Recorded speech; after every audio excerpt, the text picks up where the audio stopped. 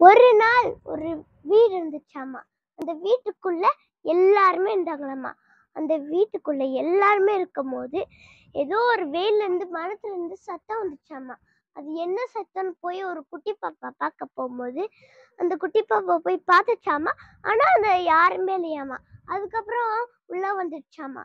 அதுக்கப்புறம் அந்த குட்டி பாப்பா மறுபடியும் சத்தம் வருதுன்னு போய் பார்த்தா ஏதோ ஒரு உருவத்தை தெரிஞ்சுச்சாமா.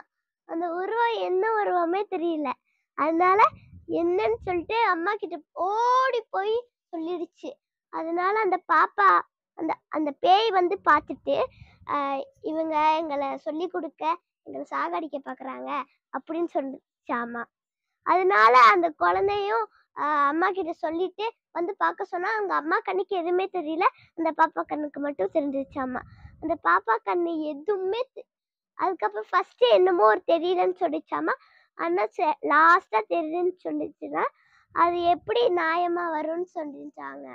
அதனால அதனால அவங்க அப்பா கிட்ட போய் சொல்லிட்டு அப்பா அப்பா இத மாதிரி நான் நடந்து போகும்போது ஏதோ ஒரு உருவத்தை தெரிச்சுட்டப்பா அப்படின்னு சொல்லிட்டு அந்த பாப்பா எல்லார்கிட்டயும் சொல்லிட்டு இருந்துச்சாமா. அதுக்கப்புறம் அந்த பேய் என்ன யோசிச்சு நீங்களே சொல்லுங்க. அந்த பேய் ஏதாச்சும் யோசிக்கணும்ல.